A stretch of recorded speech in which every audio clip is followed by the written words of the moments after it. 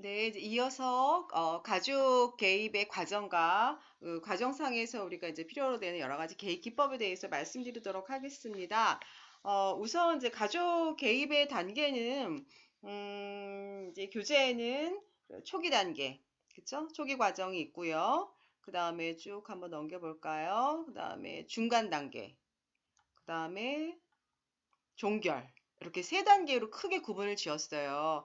그러니까 초기 단계에서는 주로 여러분들이 이제 쭉 생각을 해보시면 어떤 것들이 일어날까요? 초기 과정에서는 일단 문제가 뭔지를 확인을 해야겠죠. 그죠? 그 다음에 문제를 우리가 확인을 했으면 문제 해결하기 위한 목표를 설정하고 이제 앞으로 어떻게 진행이 되는 이러한 상황들에 대해서 잘 참여할 것인지 어떻게 될 것인지에 대해서 서로 확인하고 계약을 하는 이제 그런 과정까지가 보통 초기 과정에서 이루어집니다. 그래서 초기 과정이 보면 여러분들이 이제 문제를 확인하고 이제 가족들이 참여를 할 수 있게 동기를 유발시키고 문제를 확인하고 문제 해결을 위한 목표, 그 다음에 계약, 이런 것까지 이루어지기 때문에 우리가 뭐 신속한 단기 개입에서는 보통 이게 한 1회기, 2회기 안에 다 이루어지는 거예요. 하지만 가족 상담, 가족 개입에 있어서는 그렇게 뭐 신속하게 할 수 있는 단기 개입성 그런 문제도 있을 수 있지만 6개월 이상으로 진행이 되는 그런 과정도 있을 수 있어요. 그렇기 때문에 특히나 이제 가족 문제를 전체적으로 이해하기 위해서는 가족이 모두 모이기도 하고 가족 개별 성원들의 얘기를 듣기도 하고 그래서 전체적으로 이제 가족이 갖고 있는 문제에 대해서 확인을 할 필요가 있어요. 그렇기 때문에 1, 2회기보다는 조금 더 길게 이제 3, 4회 정도의 만남을 통해서 또는 상담을 통해서 여러 가지 이제 자료 수집을 하는 거죠. 클라이언트의 얘기를 듣기도 하고, 그러니까 가족 전체 얘기를 듣고 또는 가족 개별 성원의 얘기도 듣고, 근데 가족과 관련된 여러 가지 뭐 다른 사람들의 자료를 통해서 또 얘기를 듣기도 하고 또 때로는 여러 가지 뭐 심리 상담이라 그러니까 심리 검사라든지 이런 것들을 통해서 이제 가족의 모습, 가족의 문제 이런 것들을 파악을 하는 거죠. 그래서 보통 3, 4회기 동안에 이 초기 과정이 조금 좀 다른 우리가 여태까지 봤던 그런 단기 개입 상담이나 단기 개입 과정보다는 조금 더 오래 진행이 되는 그런 특징을 볼 수가 있습니다. 자, 그래서 이제 초기 과정은 첫 상담, 우리가 이제 가족들을 만났잖아요. 상담을 위한 약속을 맺는 접수, 보통 인테이크라고 하죠. 인테이크 와서 이제 아주 이제 기본적으로 뭐 때문에 우리가 여기 왔는지에 대해서 설명을 하죠. 그래서 어떤 욕구를 가지고 우리 가족이 왔다라고 얘기를 하기도 하고, 처음에 인테이크를 할 때는 이제 가족 전원이 오기도 하지만 때로는 이제 그 문제의 심각성을 가장 많이 느낀 누군가가 와요. 그래서 누군가가 와서 이제 인테이크를 하고 이제 그 다음에 가족 전체를 이 상담가가 모일 수 있게 얘기를 하죠. 그래서 이렇게 보통 3, 4회 동안 진행이 되고 또 그걸 통해서 다양한 자료 수집, 그다음에 그 자료 수집한 걸 통해서 가족 문제를 좀 더 심도 있게 정확하게 사정할 수 있어야 되고 그걸 기반으로 개입의 목표 설정 및 계획 수립, 그다음에 계약 이렇게 이루어지는 과정들이 바로 초기 과정이라고 할 수 있어요. 그래서 보통 초기 단계는 이렇게 총 4단계로 나누어서 진행이 됩니다. 그래서 1단계는 이제 일단은 우리가 신뢰관계 형성하는 게 무엇보다 중요하겠죠. 더군다나 이제 가족 구성원들이 모였을 때는 처음 만나는 이런 상담자나 가족 치료사에 대해서 굉장히 서먹한 감정을 느껴서 자신의 문제를 얘기하기가 쉽지가 않아요. 그렇기 때문에 신뢰관계를 형성하기 위해서 좀 더 사회복지사가 노력을 해야 되는 단계고요. 이제 두 번째 단계는 가족들이 자신의 문제들을 좀 더 적극적으로 표현할 수 있게끔 만들어주기 위해서는 가족이 참여시키고 가족에게 동기화를 부여시키고 동기화시키고 이런 것들이 굉장히 이 초기 과정에서 중요하게 다뤄져야 되고요. 이제 이런 걸 통해서 가족이 문제에 대해서 좀 합의할 필요가 있습니다. 이것이 우리의 가족의 문제다라고 가족 구성원이 공통적으로 문제를 합의할 수 있게끔 그렇게 하는 게 이제 이 초기 과정에서 또 중요하고, 그 다음에 초기 과정의 3단계에서는 이제 문제의 정의가 되었기 때문에 목표, 그 다음에 4단계에서는 구체적인 계약. 그러니까 우리 가족이 어떤 목표를 향해서 어떠한 노력을 해야 되고 사회복지사는 어떻게 개입할 것이고 가족들 개개인들은 어떻게 무엇을 할 것이고 전체는 무엇을 할 것이고 이런 것들에 대해서 쭉 목표를 우리가 달성하기 위한 여러 가지 과제들, 그쵸? 이런 것들에 대해서 계약을 하는 거죠. 그리고 언제 만나고, 몇 시간 만나고, 이런 것들을 구체적으로 계약서에 담는 거예요. 자, 요거는 여러분들 우리가 과제 중심 모델 할 때, 요 계약서 할 때 어떤 내용들을 구성을 해서 작성을 하는지 제가 말씀드린 거고요. 이제 그런 내용들을 기반으로 해서 계약을 하게 됩니다. 자, 초기 과정에서의 그 무엇보다 중요한 거, 초기 과정의 관련 기법은, 여기 보면 이제 일단 초기 단계에서는 우리가 신뢰관계 형성하는 게 되게 중요하다. 이제 그런 말 했잖아요. 그죠? 그랬을 때 초기 단계에서는 그럼 신뢰관계를 가족들과 사회복지사가 형성하기 위해서는 어떤 기법을 쓰느냐. 보통 우리가 합류하는 기법을 쓴다라고 얘기해요. 여기 나오죠. 합류하기. 가족과 합류한다. 자, 이 가족과 합류하기 기법은 이제 우리가 가족 치료 모델은 우리가 앞서 가족 치료 모델 혹은 가족 개인 모델이라고 하죠. 이게 앞서 제가 말씀드린 보호앤의 가족 개인 모델이나 사티어의 가족 개인 모델에도 이외에도 여러 개가 있다고 말씀드렸잖아요. 특히나 이제 그 중에서 우리가 교재에는 다루진 않았지만 미누친의 구조적 가족 개입 또는 구조적 가족 치료에서 나오는 개념이에요. 이 합리학이라고 하는 게. 그래서 이 민우친의 구조적인 가족 개입은 주로 가족의 경계선을 확실하게 만드는 게 중요하다라고 하는 게 이제 그 민우친의 구조적 가족 개입인데요. 우리가 이제 가족 경계에 대해서는 지난번에 가족 사정 얘기할 때 했죠. 그래서 가족은 외부 경계와도 경계가 있지만 내부 하위 체계 간에도 경계가 명확해야 되고 그 경계는 서로 유연해야 되고 융통성이 있어야 되고 이제 뭐 적절한 친밀감을 유지해야 되고 뭐 이런 것들 말씀드렸잖아요. 그런 개념들이 다 민유춘의 구조적인 가족 개입 기법에 나오는 거고요. 또 하나가 이 합리화기 기법이에요. 이 대표적인 기법인데요. 합류한다는 건 쉽게 말해서 사회복지사가 가족들과 좀 더 친해지기 위해서 가족과의 정서적인 그런 어떤 교감을 나누기 위한 방법인데요. 여기 밑에도 나오지만 가족 간의 정서적 거리를 좁히기 위한 기법이다라고 되어 있어요. 그래서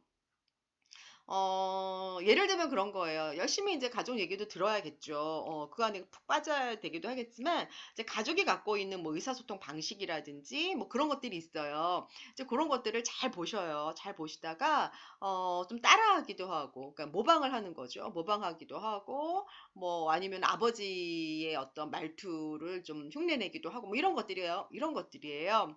그래서 그러면서 이제 가족 간의 어떤 특징들 이런 것들을 사회복지사가 잘 캐치를 해서 이제 그거를 좀 따라하고 우리가 가족하고 이야기할 때 이제 그런 방법들을 같이 좀 활용을 하는 거죠. 이제 그러면서 좀 더 친밀감을 느낄 수 있게 해주는 기법이 합리화기 기법입니다. 그래서 만약에 이제 저 같은 경우는 말이 되게 빠르잖아요. 근데 이제 가족 구성원들이 말이 되게 다 느려요. 그러면 저도 이제 천천히 따라하는 거죠. 천천히 말을 해가면서 한다거나 아니면 이제 아버님이 뭐 말씀하시면 이제 사투리도 좀 쓰시면서 아따 뭐 이러면서 말씀을 하셔. 그러면은 이제 그런 말투도 좀 따라하기도 하는 거예요. 이제 그러면서 가족 간의 그런 의사소통 방식에 끼어들어서 이제 가족이 하는 것들을 조금씩 따라하면서 가족과 정서적인 거리감을 좁히기 위한 이제 그런 방법이에요. 이제 그것은 이제 합류하기 기법이다라고 이야기를 합니다. 그래서 초기에 이제 신뢰관계를 서로 쌓아가는 과정 중에서 좋은 관계 형성할 때 이제 이런 기법들을 활용을 한다면은 이제 가족들하고 좀 더 쉽게 친밀감을 느낄 수 있게 될 수 있다라고 얘기를 했고, 이 합리화기 기법은 이제 민유친이 많이 얘기했던 기법입니다. 자, 그 다음에 우리가 초기 과정에서 또 중요한 거는 뭐냐면, 가족들이, 아직까지는 이제 우리가 초기 과정이 보통 3, 4회기까지 진행이 되잖아요. 이제 그동안 이제 가족들이 충분히 동기화 될 수 있게끔 하는 거예요. 처음에 왔을 때, 물론 가족이 문제가 있어서 와도, 보통 자신들의 문제를 첫 회기 때는 이렇게 딱 드러내지 않아요. 이렇게 눈치를 보기도 하고 또 사회복지사의 눈치를 보기도 하고 가족성원들의 이렇게 눈치를 살피기도 하면서 자신들의 문제를 폭발시키지 않아요. 그래서 굉장히 표면적인 얘기, 겉도는 얘기들을 보통 1회기에 많이 해요. 그래서 1회기 때에는 보통 이제 자료 수집과 관련된 그런 기초적인 내용들 이런 것들을 주로 많이 묻고 그 다음에 2회기, 3회기가 되었을 때는 특히 이제 2회기 때 이런 동기화시키는 것들을 많이 하죠. 보통 이제 1회기 때 가장 거기서 문제를 심각하게 느낀 누군가가 이 상담이나 치료를 요청을 보통 해요. 그러면 너무 심각한 문제를 느낀 사람은 이제 이미 이제 감정이 격해진 상태에서 오는 거죠. 그래서 그러니까 가족에 대한 문제를 얘기할 때 막 이제 막 이미 격해져 있어요. 그래서 아무리 노력해도 우리는 하다 안 돼서 여기까지 왔잖아요. 내가 정말 속 터져 죽는 줄 알았어요. 막 하면서 힘들어하는 감정을 확 표출을 보통을 해요. 이제 그러면서 이제 가족들이 조금씩 자신의 문제를 이야기할 수 있게끔 사회복지사가 흥분하는 누군가는 가라앉히면서 누군가에게 이제 다른 가족 구성원들에게 이야기를 좀 시키죠. 이제 그러면은 가족의 힘든 것들을 조금씩 하나씩 이야기하게 해요. 자, 그러면 사회복지사가 이때 가족이 어쨌거나 이 모인 것은 이 가족 구성원들이 여태까지 힘들게 참아왔던, 살아왔던 이런 것들을 조금 더 변화시키고, 뭔가 이 문제를 해결하려고 하기 위해서 여기 모이셨죠. 하지만 변화라는 거는 굉장히 쉬운 건 아니에요. 때로는 변화를 하는 과정 속에서 여러분들이 익숙하게 해왔던 것들도 조금 하지 말아야 될 것들이 있고, 때로는 불편한 부분도 분명히 있을 겁니다. 그렇기 때문에 이 자리에 모인 것 자체가 여러분들이 아직은 변화된 게 없지만 변화를 위한 시작이고 첫 문을 여는 거기 때문에 대단한 용기입니다. 그래서 여태까지 이렇게 힘들게 참아왔던, 이렇게 살아왔던 가정들도 굉장히 잘 견뎌 오셨어요. 굉장히 애 많이 썼고, 정말, 많이 힘드셨지만 그래도 잘 견뎌온 것이 너무 대단하다고 생각을 합니다. 이제 여러분들이 이렇게 변화를 위해서 모인 것 역시도 대단한 용기라고 생각을 합니다. 앞으로 힘든 상황들이 조금 더 있을 수 있지만 잘 이겨내고 극복을 해서 여러분들이 지금 현재 느끼는 어려움들을 잘 해결해 나갈 수 있기를 기대합니다. 자, 이런 얘기들을 동기화시키는 과정 속에서 해주는 거예요. 쉽게 말하면 이런 얘기들을 통해서 그동안 힘들었었던 거에 대해서 충분히 감정적으로 공감하고 지지해주고 그 다음에 여기 모여서 변화를 위한 이 모임에 모인 것 역시도 굉장히 대단한 용기임을 또 인정해주고 격려해주고 지지해주는 거예요. 그래서 앞으로 힘든 과정이지만 그래도 잘 해결해 나가고자 하는 것들을 다시 한번 이야기를 해주는 거죠. 이제 그러면서 이제 가족 성원들이 용기를 얻고 앞으로의 과정에 좀 더 적극적으로 참여할 수 있게 만들어주는 거죠. 자, 이게 동기화 시키기입니다. 그죠. 참여를 해야 돼요. 특히나 이 가족 문제의 개입은 가족 구성원 한 사람이 참여하는 것도 안 되고 가족 구성원 모두가 참여를 해서 변화를 위한 노력을 서로 같이 해줘야 되는 거기 때문에 가족 구성원들이 충분히 예열될 수 있게 만들어주는 거죠. 아, 그래. 우리 참 힘들었지? 그래, 한번 변화를 위해서 다 같이 한번 해볼까? 뭐 이런 것들이 생길 수 있게 해주는 거예요. 그래서 앞으로의 이제 문제 해결에 대해서 희망을 가질 수 있게 해주는 거죠. 여기 이런 거죠. 변화란 쉽지 않다. 이제 이렇다 하지만 굉장히 온 거에 대해서 용기에 대해서 정말 진심으로 나는 여러분들에게 그런 격려를 해주고 싶다. 뭐 이런 얘기들을 해주는 거죠. 그래서 앞으로 이제 당신들의 문제에 대해서 충분히 마음을 열고 얘기해주면 정말 우리가 이 문제를 해결하는데 많은 도움이 될 수 있을 것 같다. 이런 얘기를 해주면서 이분들이 동기화를 시켜주는 거, 초기 과정에서는 관계 형성하고 동기화 시키는 거, 이거가 가장 중요하다고 볼 수 있습니다. 자, 이렇게 동기화가 되면 이제 가족들은 자신들의 문제에 대해서 이야기를 하게 돼요. 자, 그러면 우리는 충분히 가족 개별 성원들, 가족 전체 모두 얘기를 듣기도 하고 개별 성원들의 얘기를 듣기로 하는 과정을 통해서 이제 가족의 문제를 쭉 문제와 관련된 정보를 쫙 수집을 해야겠죠. 자, 그러면 우리가 가족의 문제를 충분히 들었어요. 그러면 가족 문제가 이런 것이 이제 가족이 갖고 있는 어떤 부적응적인 문제다, 부적응적인 패턴이다. 요런 거에서 요런 상황에서 가족들이 갈등을 경험하는구나. 아, 요런 부분은 가족들이 충분한 자원을 가지고 있구나. 아, 가족 문제의 어떤 상황에서 요런 상황에서 가족들은 요런 모습으로 가족 문제를 표출하는구나. 라고 하는 것들을 좀 더 면밀하게 살펴볼 필요가 있어요. 그러기 위해서 가족의 문제를 사정하기 위한 도구들을 활용하시면 굉장히 도움이 많이 돼요. 그냥 무작정 듣기만 하는 게 아니라 그렇죠. 일단 가족의 문제를 들어야지만 가족의 문제를 알 수 있는 거예요. 하지만 우리가 가족의 문제를 들으면서 또 조금 더 이런 사정 도구들을 활용을 해서 가족들이 한눈에 아, 이런 게 있었구나. 우리 가족이 이런 관계가 있어서 이렇게 되는구나라는 걸 확인할 수 있게 된다면 가족들이 자신들의 문제를 좀 더 잘 정의 내릴 수 있어요. 자, 그랬을 때 효과적으로 가족 문제를 이해하기 위한 가족 사정 도구는 크게 세 가지가 있습니다. 우리 여러분 이런 거 많이 얘기 들어서 많이 써봤잖아요. 그쵸? 첫 번째 가계도. 두 번째 생태도. 그 다음에 우리가 세 번째 가족조가. 앞서 우리가 사티어의 가족치료 경험지역 가족치료 모델에서도 얘기했었던 그 기법이기도 하고 사정 도구이기도 하고 합니다. 자, 그런 가족조가 이 세 가지가 이제 가족의 문제를 사정하기 위한 아주 유용한 도구들입니다. 이미 여러분들 가계도에 대해서는 잘 알고 계실 거예요. 자, 가계도. 우리 교재의 213페이지를 보시면 가계도를 그릴 수 있는 기호들이 있죠. 이거는 여러분들이 이미 익히셨어야 되는 것들. 그다음에 만약에 지금 처음 보신다면은 213페이지를 보시면서 아, 가계도는 이렇게 기호화하는구나. 가족의 구조라든지 가족의 관계라든지 이런 것들을 가족의 어떤 상황이라든지 이런 것들을 기호화, 부호화를 통해서 이렇게 가족의 어떤 상황들을 한눈에 알아볼 수 있게 만드는 도표구나라고 여러분들이 이해하시면 됩니다.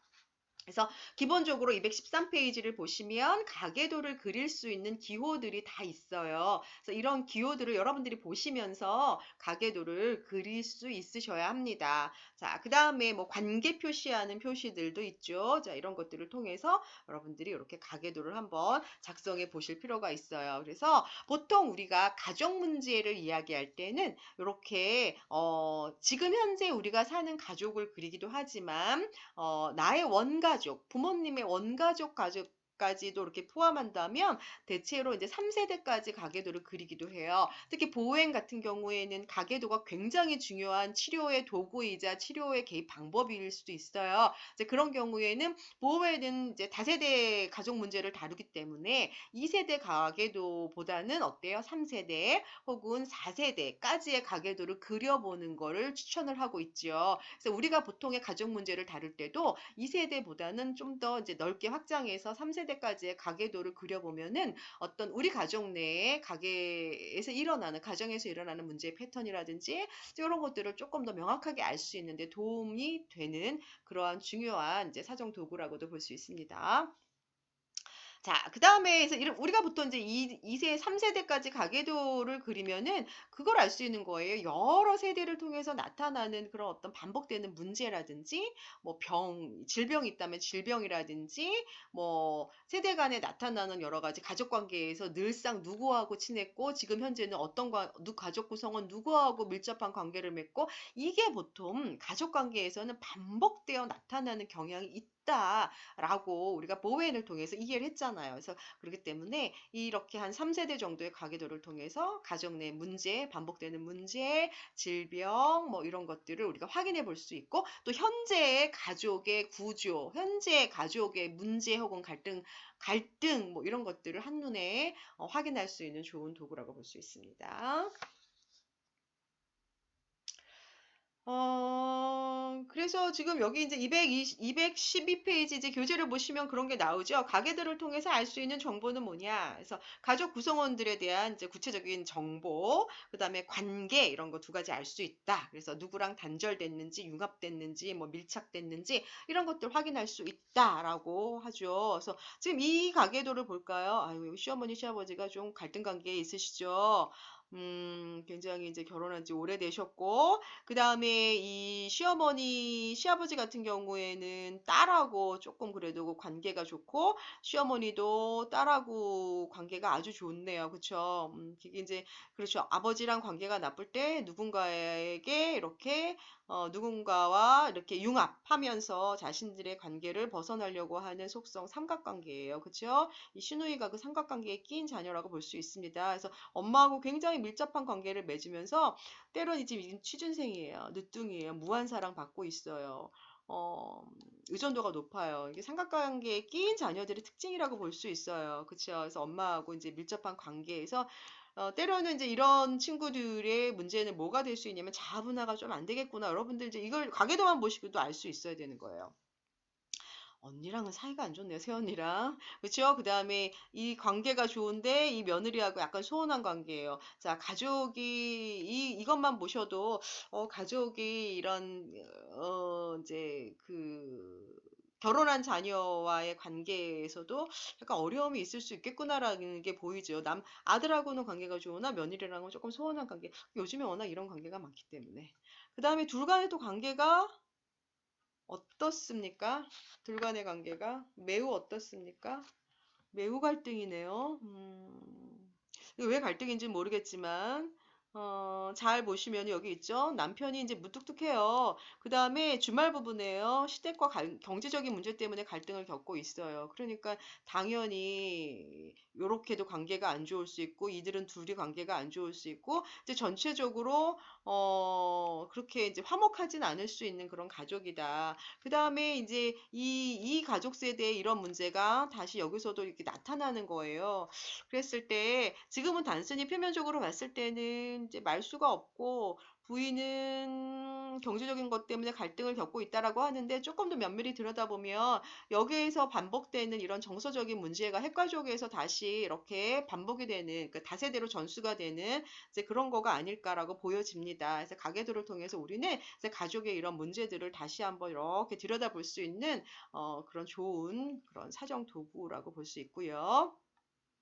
자, 그 다음에 가계도 이외에 또 우리가 이제 가족 문제를 살펴볼 때 많이 쓰는 그런 사정 도구가 또 뭔가요? 생태도입니다. 생태도. 자, 생태도는 일단 생태도를 그릴 때는 뭐 개별 클라이언트 개인만을 두고 생태도를 그릴 수가 있지만 우리가 가족 문제를 살펴볼 때는 이렇게 가족의 가계도를 그리고 난 다음에 가계도를 중심으로 원을 긋고 원을 만들고 이 원 바깥으로 이 가족 구성원들과 밀접한 관련이 있는 사회적인 체계들을 쭉 그려주고 그것과의 어떤 관계도를 이렇게 만들어주는 거, 이제 그게 생태도라고 볼 수가 있습니다. 그래서 생태도에서 표현하고 있는 이런 관계도는 우리가 가계도에서 그리는 이런 관계의 선하고 똑같다라고 여러분들이 이해하시면 됩니다. 자, 그러면 생태도, 자, 213페이지에 뭐 책에도 나오지만요. 생태도는 클라이언트 가족의 주요 환경 체계. 주요 환경 체계. 나에게 영향을 미치는 주요 환경 체계들이 있어요. 환경 체계를 이렇게 그림으로 그리죠. 그래서 그 환경 체계와의 관계를 이렇게 선으로 표시해 주는 거예요. 그래서 이 주요 환경 체계와 어떤 관계가 있는지 이 생태도만 봐도 한눈에 알 수가 있고요. 자, 그 다음에 이 주요 환경 체계는 그거예요. 가족들의 욕구와 관련된 자원 체계라고도 볼 수 있어요. 또는 가족의 욕구와 관련된 자원 체계도 있을 수 있지만 환경 체계 간의 그런 어떤 갈등 관계나 이런 것들을 통해서 이 관계 속에서 이 문제가 해결되지 않았을 때 이 사람들이 가질 수 있는 이런 욕구가 충족되지 않았구나라는 것도 우리가 미루어 짐작할 수 있는 거예요. 그래서 우리가 이제 환경 체계를 그릴 때는 여러분들이 이제 생태도는 가족과 상호작용하는 여러 가지 공식적인 체계도 그릴 수 있지만 아니면 비공식적인 체계들 이런 것들도 함께 그리면 돼요. 우리가 공식적인 체계는 뭐 그런 거예요. 뭐 학교라든지 직장이라든지 뭐 이런 것들이 주 공식적인 그런 교류하는 체계라면 비공식적인 교류 체계는 뭐 가족 이웃, 친구, 친척 뭐 이런 것들이 주로 비공식적인 교류 체계라고 볼 수 있어요. 그래서 우리 생태도에는 이렇게 공식적이고 그러니까 나하고 영향을 서로 주고받는 그렇죠. 밀접함, 나의 욕구와 관련된 이러한 공식적이고 비공식적인 체계들을 원으로 이렇게 나의 가족의 둥그런 큰 원 바깥으로 그려놔서 그들과의 관계를 이렇게 표현하는 것들, 이런 것들이 생태도라고 볼 수가 있습니다. 그래서 우리가 생태도만 봐도 이 사람이 지금 현재 어떠한 체계하고 관여하고 있고 또 이 사람이 지금 어떤 체계하고 어떤 관계가 있다라고 하는 걸 한눈에 볼 수가 있습니다. 그 다음에 만약에 이들이 이 외부 체계로부터 도움을 받는다면 어떠한 자원을 활용할 수 있는지도 우리가 파악할 수 있어야 되고요. 만약에 이들이 겪고 있는 스트레스를 좀 더 경감시키기 위해서는 외부 체계에 뭐를 변화시킬 필요가 있는지도 확인할 수가 있는 거예요. 그게 이제 생태도를 통해서 알 수 있는 것들입니다. 그래서 여기 나오죠. 클라이언트를 돕기 위해 필요한 자원 체계에 대해 이제 새로운 계획을 세울 때, 요거를 활용하면 좋겠구나라는 걸 볼 수 있는 거죠. 자, 여기 같은 경우에는 지금 아빠의 경우에는, 확대 가족하고는 조금 관계가 소원하네요. 회사하고는 지금 회사 별로 다니고 싶지 않은가 봐요. 그리고 혼자 낚시를 가는 걸 좋아하네요. 자, 근데 엄마 같은 경우에는 아직은 이제 가족 내부의 관계가 지금 파악이 안 돼서 제가 뭐라고 말씀을 드릴 수는 없으나, 엄마 같은 경우에는 굉장히 이런 취미 생활이라든지 종교 생활을 통해서 자신의 그런 어떤 심리적인 갈등이라든지 문제라든지 이런 것들을 많이 해결을 하고 있는 상황이 아닐까 싶습니다. 어, 지금 이 아버지 같은 경우는 저기네요. 이혼을 했네요. 이혼 가정이네요. 이혼 가정에서 이 아이가 하나 있고 또 이제 재혼을 한 상태에서 또 아이가 이렇게 둘이 있네요. 지금 이렇게 5명이 가족을 이루면서 살고 있고요. 그다음에 이 아이가 좀 아픈가 보고 학교를 다니는 것이 조금 어려운 상황인 것 같고 이제 이 재혼 가정에서 낳은 두 자녀도 뭔가 이제 이런 소원한 관계들을 맺고 있고 그렇습니다. 자, 이런 것들을 보면서 이제 가족이 가지고 있는 여러 가지 자원 체계라든지 관계라든지 이런 것들을 확인할 수 있는 이제 그러한 게 우리가 생태도라고 할 수가 있습니다. 그래서 우리가 가족 문제를 사정할 때는 가계도, 생태도 이런 것들을 통해서 이제 가족의 전체적인 구조, 관계뿐만 아니라 외부와의 어떤 관계 이런 것들도 한눈에 알아볼 수 있게끔 같이 그리는 거예요. 생태도나 가계도는 사회복지사가 얘기 듣고 혼자 그리는 게 아니라 가족과 같이 그리는 거기 때문에 가족이 그런 것들을 스스로가 파악할 수 있게 되는 그런 좋은 장점이 있습니다.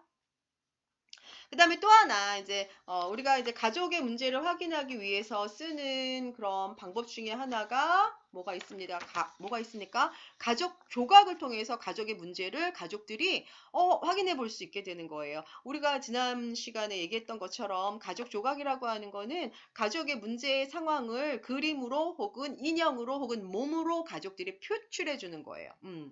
그래서 몸을 이용해서 상호작용 양상을 표현을 한다거나 뭐 이런 것들을 표현해 줌으로써 가족들이 자신들의 어떤 상호작용 형태라든지 문제라든지 이런 것들을 이렇게 한번 볼 수 있게 만들어 주는 거예요. 그래서 뭐 예를 들면 그거죠. 우리 가족 내에서 만약에 이제 좀 전에 요거를 한번 볼까요? 요 가족의 이게 가족 관계가 안 나와서 조금 어렵긴 하지만 그렇다면 요거로 갈까요? 여기로 가면은, 지금 이 딸로 하여금 이 5명의 가족 구성원들의 가족 조각을 한번 해보세요. 상호작용 모습을 한번 그려보세요 하면은, 가족 조각을 한번 해보세요 하면 어떻게 할까요, 여러분? 여러분도 한번 상상해 보세요. 일단은 그러겠죠. 일단은 가족이 이렇게 있으면 엄마하고 자기는 이렇게 붙여놓겠죠. 붙여놓겠죠. 왜냐면 긴밀한 관계니까. 그 다음에 새언니는 여기다 떨어뜨려 놓겠죠. 그러면서 새언니는 아마 등을 돌리고 있을 것 같아. 이 가족하고는. 등을 돌리고 딴 데 보고 있을 것 같고. 그 다음에 아빠와 엄마는 서로 삿대질하고 있을 것 같고. 서로 관계가 안 좋으니까. 그러면서 아들은 요쯤 어디에 있겠죠? 요쯤 어디에 있어서 엄마와 아빠 간의 관계에서 와이프하고는 서로 등을 돌린 상태일 거예요. 등을 돌리고 이들과 약간 붙어 있고 이들을 아마 말리는 그런 제스처를 취할 수 있을 거고 딸도 엄마 옆에서 엄마를 말리는 아빠보다는 엄마하고 조금 더 가까우니까 이제 그런 자세를 취하지 않을까? 그리고 엄마 아빠는 서로 삿대질하는 모습을 갖고 며느리는 등 돌리고 몰라 하고 다른 가족과는 다른 방향을 쳐다보고 있지 않을까요? 자, 이런 식으로 요 딸이 만약에 우리의 가족의 어떤 상호작용을 한번 조각해 보세요 하면 이런 식으로 조각해 보지 않을까 싶습니다. 자, 그러면 이렇게 조각이 됐어요. 그러면 가족 구성원들은 이렇게 조각된 걸 보면서 서로 느낌이 어떤지 서로 나누게 하는 거예요. 그쵸? 느낌이 어떤지 나누게 하는 거죠. 서로 감정이 어떤지 만들어진 걸 보고 감정이 어떤지 생각이 어떤지 어떤 생각이 드세요? 어떤 감정이 드세요? 이렇게 물어보는 거예요. 이제 그러고 나서 이렇게 만들어진 조각이 어떻게 변했으면 좋을지 이거에 대해서도 같이 생각을 해보고 다시 가족 조각을 하는 거예요. 자, 그러면 아까 요거를 다시 가봐서 등 돌렸던 아내는 이제 어떻게 해야 돼요? 이 남편과 마주 봐야죠. 마주 보고 이들은 삿대질하는 손을 내려야겠죠. 그 다음에 이 딸은 아직 시집을 안 갔으니까 엄마 아빠 사이에서 이들을 잘 중재하는 역할을 하면 되겠죠. 너무 가까이 붙지 말고 적당한 거리를 두면서. 자, 이러면서 가족들이 이렇게 그 다음에 이들과의 거리도 적당한 거리를 둬요. 너무 멀리 떨어져 있지 않고 그리고 이들이 서로 마주 보면서 이 가족들을 향해 볼 수 있는 이제 그런 형태로 가족의 조각을 만들어주면 좀 더 이들의 변화가 어떤 측면에서 변화가 필요한지를 가족들이 알 수 있게 만들어주는 거예요. 그래서 그랬을 때 이제 가족 조각을 우리가 활용을 하는 거죠.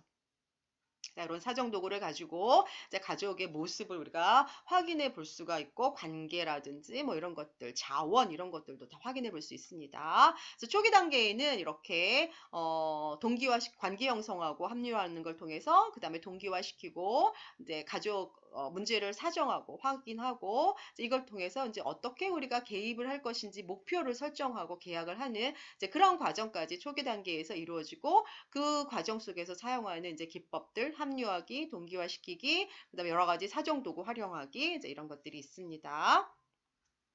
그 다음에 이제 중간 단계예요. 자, 중간 단계는 우리가 초기 단계에서는 이제 목표를 우리가 설정을 했죠. 뭘 목표로 우리가 이 문제를 해결해 나갈지를 서로 다 합의를 했단 말이에요. 그렇죠? 그럼 중간 과정에서는 그 목표를 달성하기 위한 뭔가를 하는 과정이겠죠. 그러니까 쉽게 말하면 무언가를 한다라고 하는 거는 이전과는 다르게 뭘 하는 거예요. 그래서 이전과는 다르게 뭘 한다는 거는 변화가 시작됐다라고 하는 걸 의미합니다. 변화를 위한 여러 가지 활동이 이루어지는 거고 사회복지사나 가족들은 변화를 위한 활동 속에서 가족들이 얼마나 잘 해내고 있는지를 서로 점검하고 또 변화될 또 다른 것들이 있으면은 서로 다시 한번 합의해서 뭔가의 어떤 계획을 만들어내고 이런 것들이 중간 단계에서는 이루어지고 있습니다. 이제 중간 단계에서는 아까 말씀드린 것처럼 개입과 점검이에요. 그래서 문제 해결을 위한 활동이 이제 활발하게 이루어지는 과정이에요.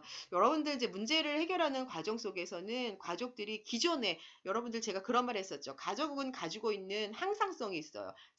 가족을 우리가 체계라고 했잖아요. 그래서 체계라고 하는 거는 항상성이 있어서 지금까지 해왔던 거를 뭔가 변화를 이룬다라고 하는 것은 체계가 바뀌어야 되는 거죠. 뭔가 모습이 에너지의 흐름이라든지 이런 것들이 근데 체계라고 하는 건 그거를 무너뜨리고 싶지 않은 속성이 있어요. 그래서 항상성의 균형이 깨지면은 이 가정이 약간 뭐랄까, 위기 상황이 이렇게 느껴져요. 그럼 다시 돌아가고 싶어 하거든요. 근데 그런 변화가 일어나지 않는 거예요. 그래서 항상성을 조금 기존에 잘못됐던 걸 균형을 깬다면 갈등이 있어요. 안 하고 싶기도 하고.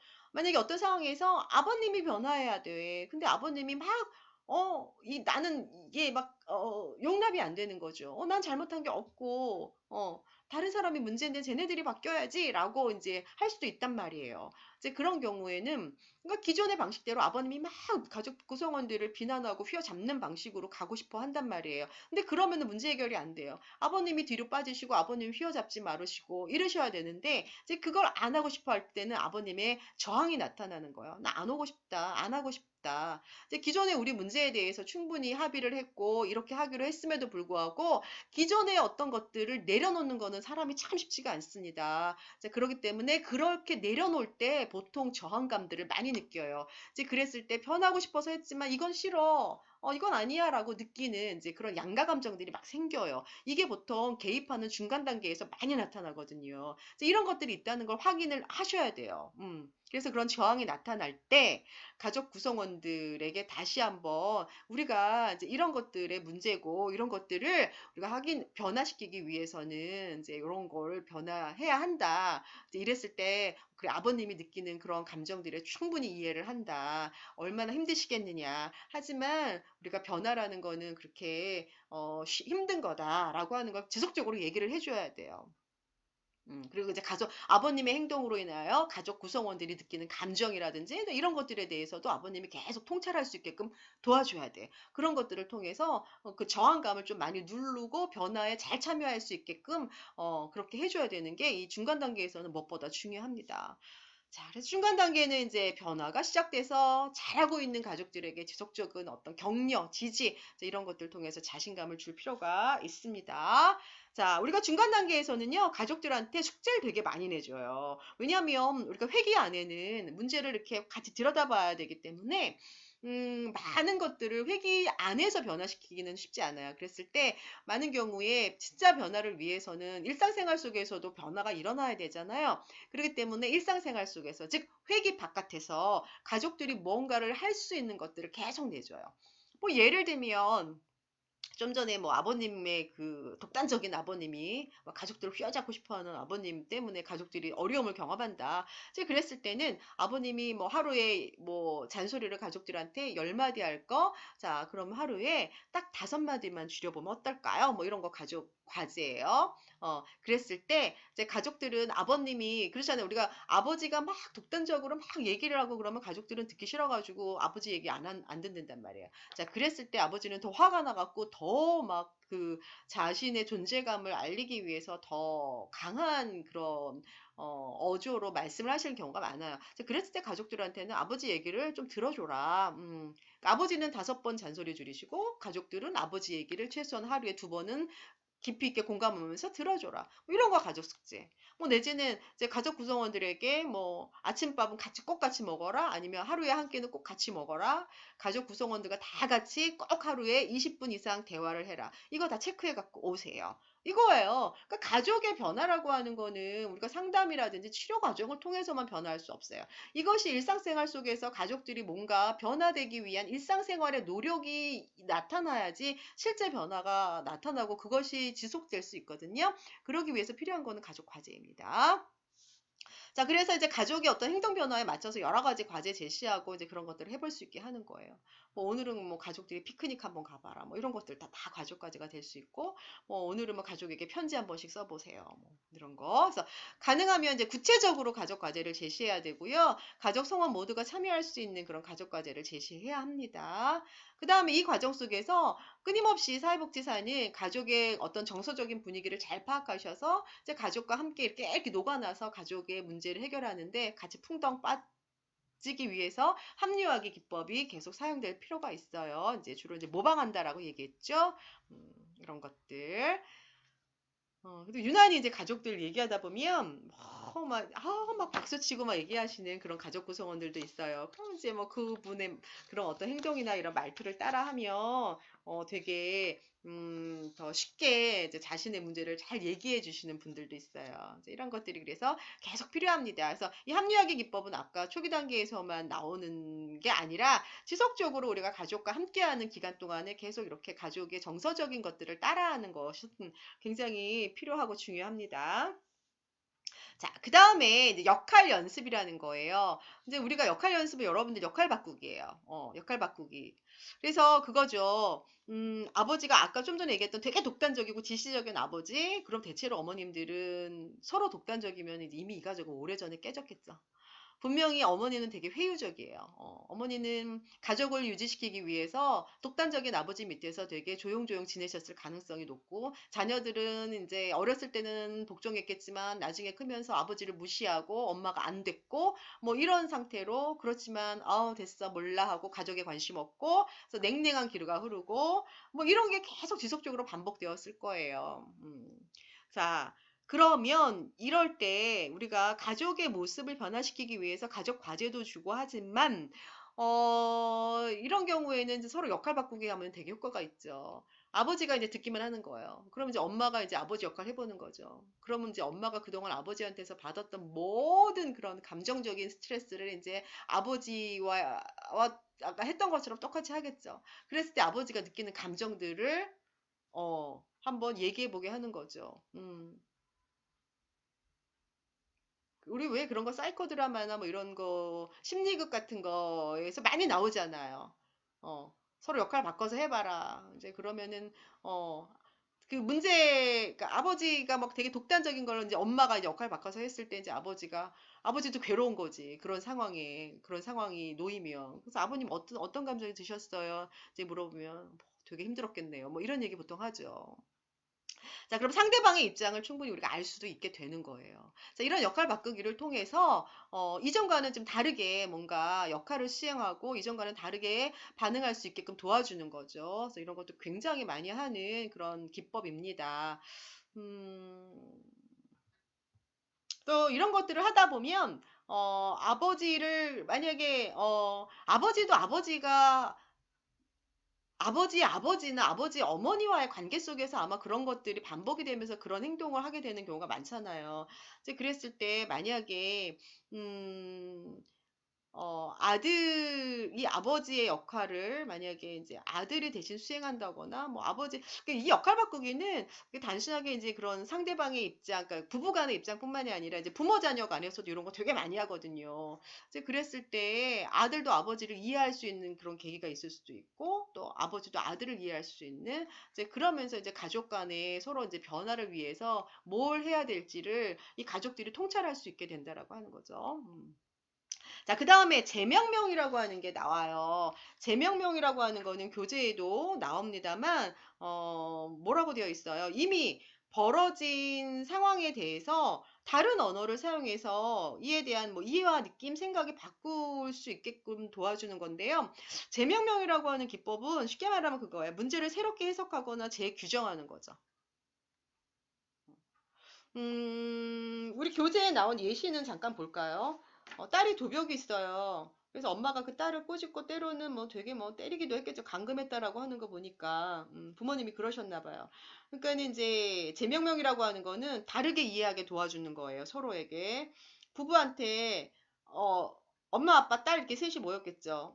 이런 상황에 대해서 실은 서로 비난을 멈추게 만드는 거예요. 그래서 엄마 아빠한테는 얼마나 딸을 안전한 곳으로 이렇게 보호하고 싶고자 하는 마음에서 그러셨어요. 아, 네, 그러셨겠군요. 딸을 사랑하는 마음이 너무 커서 정말 안전하게 이 아이를 보호할 수 있는 방법으로 그렇게 하셨던 거군요. 그러니까 비난하지 않는 거예요. 그 다음에 딸한테도 음, 엄마 아빠가 막 체벌하고 애를 가두고, 그러니까 이게 되게 과격하잖아요. 그럼에도 불구하고 잘 견뎌왔네. 이게 굉장히 어려웠을 텐데. 그러면서 이게 서로의 행동을 서로에게 비난하지 않으면서 새롭게 다시 한번 그 문제를 해석하고 읽어주는 방식이 제 명명이라고 할 수 있습니다. 뭐 예를 들면 이런 거예요. 또 다른 예를 들면, 이제 혼자 살아가는 어머니가 있어요. 근데 되게 이 어머니가 우울하셔. 스트레스를 이제 되게 많이 받는 것처럼 보여요. 근데 이제 청소년 자녀가 만약에 있어요. 그러면 청소년 자녀는 엄마를 보면 우리 엄마 되게 초라하다. 그럼 막 이러면서 이제 막 엄마가 되게 답답한 거죠. 자, 이럴 때, 응?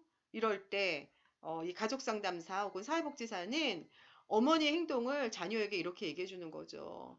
정말 어머님이 걱정을 하고 너무 열심히 살려고 하는 그러한 모습이군요. 열심히 뭔가 몰두하려고 하는 모습이네요. 라고 얘기를 해주는 거예요. 그래서 엄마의 그런 어떤 우울하고 무기력한 모습을 비난하는 게 아니라 굉장히 열심히 살려고 하고, 굉장히, 걱정이 많고, 이제 하지만 이제 굉장히 너무 열심히 하시다 보니까 너무 에너지가 많이 떨어진 거네요. 라고 자식이 듣는 앞에서, 아이가 듣는 앞에서 엄마의 그런 행동을 다시 재해석해 주는 거죠. 자, 이런 걸 통해서 엄마를 비난하는 게 아니에요. 그래서 엄마는 가족에 대한 염려도 되게 크고 이제 이런 것들로 다시 이 어떤 상황을 재해석을 해주는 거죠. 문제는 우리 엄마 되게 무기력해가 아니라 아니야 엄마 되게 열심히 하는데 소진이 됐을 뿐이야 라고 다시 알려주는 거 이럴 때 쓰는 그러한 기법을 재명명 기법이라고 합니다. 자, 그래서 이런 경우는 되게 많죠. 그래서 한번 여러분들도 이런 재명명 기법에 대해서 한번 잘 생각을 해보세요. 그래서 이 재명명은 뭔가 우리가 하는 행동이 지금 되게 잘못된 것처럼 보이지만 그것이 잘못된 게 아니라 그 안에 긍정적 의도가 있다. 어? 그걸 알려주는 거예요. 그거를 다시 한번 일깨워 주는 거예요. 그래서 우리의 행동이 막 문제가 있고 병리적인 것만 있는 게 아니라 보통 이제 그 안에도 긍정적인 의미가 있음을 알려줌으로써 어때요? 앞으로 이것이 우리에게 굉장히 좋은 어떤 좋은 방법, 우리가 문제를 해결할 수 있는 그런 좋은 방법이라든지 뭐 이런 걸로 활용될 수 있게 만들어주는 거예요. 그러면 아까 도벽을 가지고 있는 딸 같은 경우에는 엄마 아빠가 자기를 때린 게 나쁜 엄마 아빠가 라는 그런 의식보다는 엄마 아빠가 날 되게 많이 걱정해서 그런 거야. 라는 거를 이해할 수 있게 되는 거고 엄마 아빠에게는 이렇게 맞고 이렇게 감금되는데도 저렇게 딸이 잘 참은 거는 무조건 도벽하는 저 딸이 나쁜 게 아니라 저 아이가 참 그래도 잘 참아왔다는 걸 엄마 아빠가 다시 이해할 수 있게끔 만들어주는 거죠.